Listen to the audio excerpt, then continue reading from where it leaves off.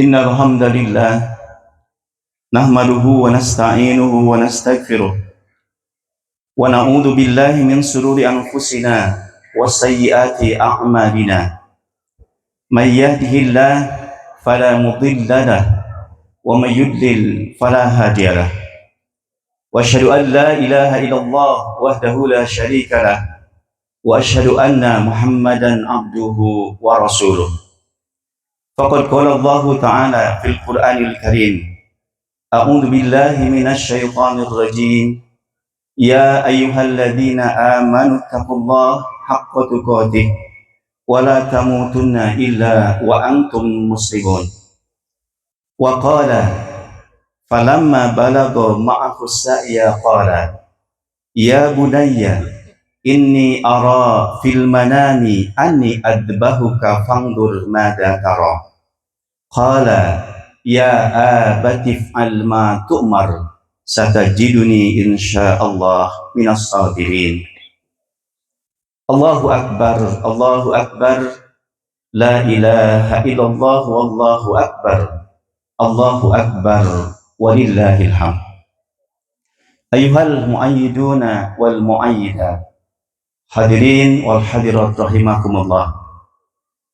Alhamdulillah, kita panjatkan puji dan syukur kehadirat Allah Subhanahu wa ta'ala atas segala limpahan nikmat dan karunia-Nya yang Allah curahkan kepada kita semua, sehingga di pagi hari yang cerah ini alhamdulillah kita semua masih diberikan kekuatan, kesempatan, dimudahkan dan dikuatkan oleh Allah Subhanahu wa ta'ala untuk bisa sama-sama menjalankan salah satu sunnah daripada syariat kita, yaitu dengan melaksanakan sholat Idul Adha.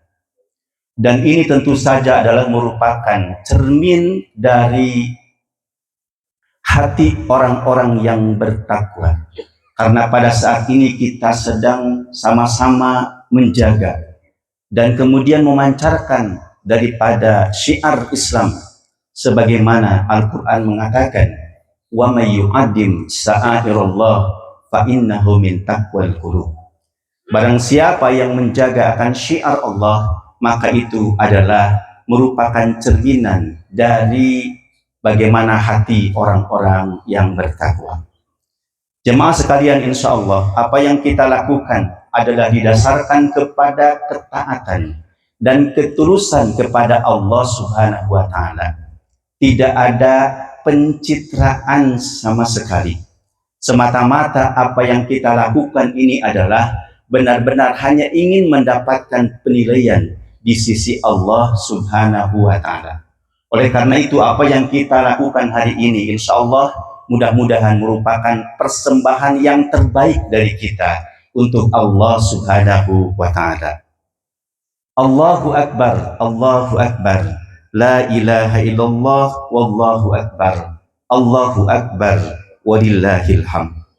Jemaah yang dirahmati Allah Subhanahu wa ta'ala, sebagaimana yang sudah kita maklumi bersama di dalam ayat Al-Quran atau dalam ayat Al-Quran di surah Al-Quran, surah Fussilat, surah As-Saffat, ayat yang ke-102, maka kita temukan ada dialog yang indah antara dua orang muslim, yaitu antara ayah dengan anak, di mana dialog itu adalah merupakan menghadapi urusan yang sangat besar, bagaimana menghadapi, memutuskan satu perintah dari Allah Subhanahu wa ta'ala. Kalau kita bisa membayangkan ihwatu iman, bagaimana kalau Ibrahim itu adalah kita, dan bagaimana kalau yang diajak Allah Ismail itu adalah putra kita. Bisa kita bayangkan bagaimana seorang ayah menyampaikan sebuah kebenaran yang tidak boleh tidak, harus dilakukan karena ini merupakan perintah dari Allah Subhanahu wa ta'ala. Dalam dialognya disampaikan, falamma balago ma'ahu sa'ya, maka tatkala sudah sampai anaknya itu ke masa remaja, masa di mana waktu ini adalah ketika seseorang bisa diajak untuk berpikir dan berdialog. Maka apa yang disampaikan kata Ibrahim, inni arafil manami anni adbahuka fangdur mada tara. Sesungguhnya aku itu bermimpi menyembelih engkau. Jadi mimpinya itu adalah menyembelih. Dan ihwati iman yang Allah muliakan, tidak serta-merta kemudian perintah itu dilakukan oleh Ibrahim. Tapi ternyata mengajak dialog dulu. Dalam hal ini meminta pandangan daripada putranya yaitu Ismail. Dengan mengatakan, fangtur mada taro. Maka bagaimana menurut pendapat dirimu? Maka ihwati iman yang Allah muliakan, sesuatu yang tidak diduga dan tidak disangka tentu saja. Kalau yang menjadi anak itu anak kita, pada saat kemudian menyampaikan jawabannya yang luar biasa dengan mengatakan, ya abatif al matu'maru satajiduni insyaallah minas sabirin. Wahai ayahku, lakukan apa yang diperintahkan. Pasti insyaallah engkau akan mendapatkanku, itu termasuk kepada orang-orang yang sabar.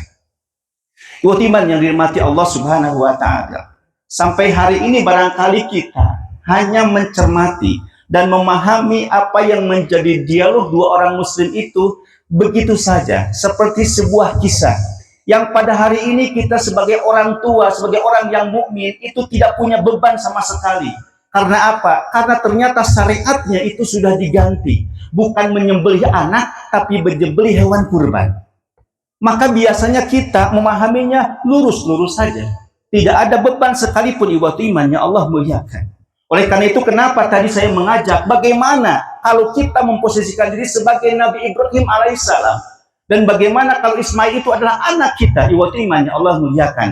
Tentu pertanyaannya adalah, atau jawabannya adalah ini, tentu saja ada proses tertentu di mana kita harus menggalinya sehingga kita itu bisa memahami kenapa Nabi Ibrahim alaihissalam ternyata di antara satu nabi yang dinyatakan dalam Al-Quran, qad kanat lakum fi Ibrahim uswatun hasanah. Sungguh ada dalam diri Ibrahim itu adalah uswatun hasanah, contoh yang baik. Maka iman yang Allah muliakan, sekali lagi ketika kita mendengar apa yang menjadi jawaban putranya, ya abatif al-matu umaru satajiduni insyaallah minas sabirin, maka tentu saja hal tersebut merupakan ungkapan yang penuh makna, yang dalam makna apabila kita senantiasa mencermati dan mentadaburinya. Iman yang Allah muliakan, paling tidak iman yang Allah muliakan, ada berapa poin yang ingin kita sampaikan, yaitu yang pertama adalah menggambarkan bagaimana kepasrahan dan ketulusan yang paling purna seorang hamba kepada Rabb-Nya. Menggambarkan bagaimana Allah menjadi segalanya di dalam hidup. Selama Allah yang memerintahkan, selama Allah yang kemudian menjadi tujuan, maka jangankan harta, jangankan yang namanya harta, jangankan yang namanya raga, bahkan yang namanya jiwa dan yang namanya nyawa saja itu diberikan dan diserahkan kepada Allah Subhanahu wa Ta'ala. Itu iman tidak mudah. Terlebih lagi bagaimana kalau kita mengintrospeksi diri kita pada hari ini. Kerap kali pada saat kita dihadapkan dengan perintah Allah Subhanahu wa Ta'ala, maka yang terjadi adalah malas, menolak, memberontak. Padahal bukankah dalam Al-Quran dikatakan, inna makana qadal mu'minina idha du'ila Allah wa rasulih ayyahkumma bainakum ayyakulu sami'na wa ata'na. Al-Quran menegaskan sesungguhnya tidak ada ungkapan, tidak ada sikap dari seorang yang beriman apabila diperintahkan, apabila diseru untuk kemudian melaksanakan hukum, melaksanakan perintah dari Allah Subhanahu wa Ta'ala, maka tidak ada penolakan, tidak ada berpikir panjang, kecuali mengatakan sami'na wa ata'na. Saya dengar dan saya taat. Sekali lagi, yang terjadi iman yang Allah muliakan justru sebaliknya adalah bagaimana gemuruhnya hati kita yang kadang-kadang itu adalah berpikir panjang pada saat mendapatkan perintah dari Allah Subhanahu wa Ta'ala. Oleh karena itu pantas apabila Rasulullah menyampaikan man kana lahu sa'ah berkaitan dengan hewan kurban, berkaitan dengan kurban ini. Man kana lahu sa'ah, barang siapa yang punya kesempatan walam yudhi, kemudian dia tidak menyembelih hewan kurban, fala taqrabanna musallana, jangan dekat-dekat ke musalla aku. Merupakan ancaman yang sangat berat dalam hal ini, menggambarkan kalau seseorang itu mana mungkin kemudian menjadi hamba Allah dan kemudian setara dengan Nabi Ibrahim alaihissalam dan Nabi Ismail alaihissalam. Kalau diminta saja oleh Allah Subhanahu wa taala untuk berkurban, maka kemudian kita tidak melakukan, padahal Allah sudah memberikan kesempatan kepada kita semua. Maka renungkan iman yang Allah muliakan, yang menjadi sikap bagaimana Ibrahim dan Ismail alaihissalam. Yang kedua, iman yang Allah muliakan, bagaimana ungkapan mulia yang memposisikan diri sebagai hamba yang tidak memiliki daya dan upaya, melainkan segalanya di atas kehendak Allah Subhanahu wa taala. Maka seorang yang beriman, kata Rasul, apabila kalian itu bermaksud sesuatu, maka hendaklah mengucapkan insya Allah. Kenapa? Sebab diri kita, sebab kesempatan yang ada, tidak mungkin kita bisa melakukan, melainkan itu adalah ada dalam kehendak Allah Subhanahu wa taala. Meskipun ungkapan ini tentu saja adalah tidak menyerahkan semuanya kepada Allah, tetapi ada upaya yang harus dilakukan oleh kita. Oleh karena itu tidak mungkin iman yang Allah muliakan apa yang dinyatakan oleh Nabi Ismail alaihissalam sebagai ungkapan yang indah, satajiduni insyaallah minas sabirin, kecuali sudah mendapatkan didikan dari Nabi Ibrahim alaihissalam. Dan kemudian iman yang Allah muliakan, sabar itu adalah merupakan kunci daripada keberhasilan. Mari kita ketahui bahasa sungguhnya di antara ujian yang paling berat itu adalah apa? Yang paling berat itu, Pak Bu, bagaimana kita senantiasa menjaga diri kita itu, memenjarakan diri kita ada di dalam lingkaran Allah Subhanahu wa taala. Karena para ulama mengatakan as-sabru ya al-habsu. Sabar itu adalah mengekang diri. Di mana 3 hal kata para ulama, yaitu kita bersabar di dalam ketaatan. Sabar, taat kepada Allah saja harus sabar. Demikian juga meninggalkan kemaksiatan juga harus kemudian kita bersabar. Apalagi kemudian ketika kita bersabar, ketika mendapatkan ujian dan cobaan dari Allah Subhanahu wa taala. Maka sekali lagi tentu saja iman yang Allah muliakan, satajiduni insyaallah minas sabirin, menggambarkan bahwa keberhasilan apapun yang kita dapatkan sampai hari ini tidak lain adalah karena itu adalah bukti daripada kita kesabaran. Kalau tidak sabar iman yang Allah muliakan, maka tidak mungkin Allah akan menjadikan kita seperti ini sampai dengan hari ini. Dan iman yang Allah muliakan tentu saja adalah tampak bagaimana kesolehan daripada Nabi Ibrahim dan keberhasilan pendidikan. Yang kita tahu bahwa didikan itu bukan dadakan. Dalam hal ini bagaimana Nabi Ibrahim berhasil melahirkan sosok Nabi Ismail yang ternyata adalah tergambar sekali lagi dalam ungkapannya, menerima apapun selama itu adalah datangnya dari Allah Subhanahu wa taala. Maka tentu saja iman yang Allah muliakan, hari ini kita sedang dihadapkan kepada situasi dan kondisi yang sedang tidak baik-baik saja.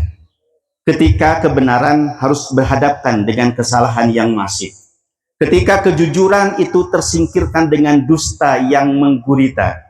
Pada saat negara seperti tidak membutuhkan orang-orang cerdas, orang-orang pintar, orang-orang yang berakhlak mulia, tetapi lebih banyak membutuhkan kepada orang-orang yang nekat meskipun tidak ada ilmu di kepalanya. Maka tentu saja sementara ini kita itu mengharapkan tidak terjadinya seperti itu. Maka tentu saja adalah harapan kita satu-satunya adalah bagaimana kita itu bisa menyiapkan generasi terbaik ke depan. Ibu-ibu, bapak-bapak, kita semua sudah tua, besok lusa itu meninggal dunia. Bagaimana kalau kemudian kita tidak meninggalkan generasi untuk kemudian menjaga ketika Allah mengamanatkan bumi ini hanya kepada orang-orang yang soleh. Kita tidak bisa tinggal diam iman yang Allah muliakan. Sekali lagi, satu-satunya jalan kita adalah bagaimana kita itu mempersiapkan dan memperhatikan generasi kita yang akan datang. Bagaimana mungkin iwatimannya Allah muliakan, sudah lama, dengan waktu yang sangat lama, Nabi Ibrahim berdoa kepada Allah Subhanahu wa Ta'ala, Rabbi habli minas salihin, Rabbi habli minas salihin. Ternyata setelah umur tua, baru kemudian fabasyarnahu bigulamin halim. Kemudian Allah memberikan, mengkaruniakan anak yang kemudian baik adanya. Dalam hal ini kemudian tentu saja tidak pernah lepas daripada pendidikan yang menjadi orang tuanya. Tetapi apa yang terjadi? Sudah baik, sudah soleh, kemudian oleh Allah Subhanahu wa Ta'ala diuji untuk dikurbankan. Alhamdulillah, dengan kudrah, dengan ketentuan dan ketetapan Allah, maka kemudian diganti, itu adalah dengan hewan kurban yang pada hari ini adalah menjadikan syariat bagi kita semuanya.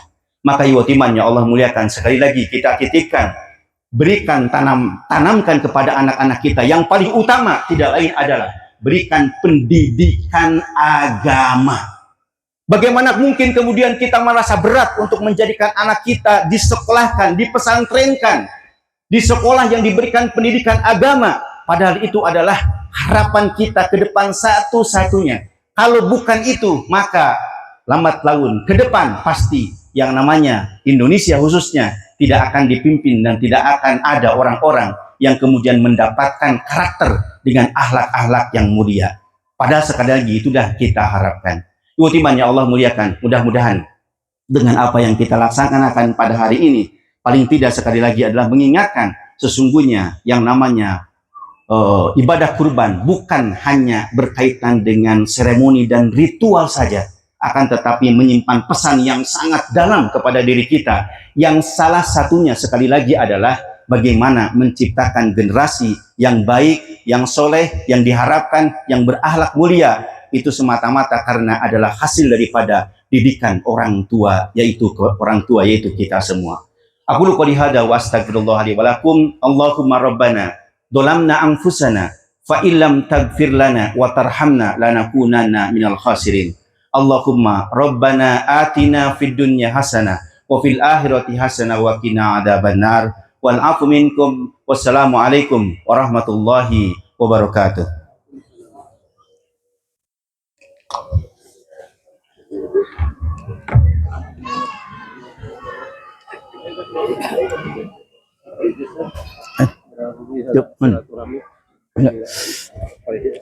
Oh, tak saya.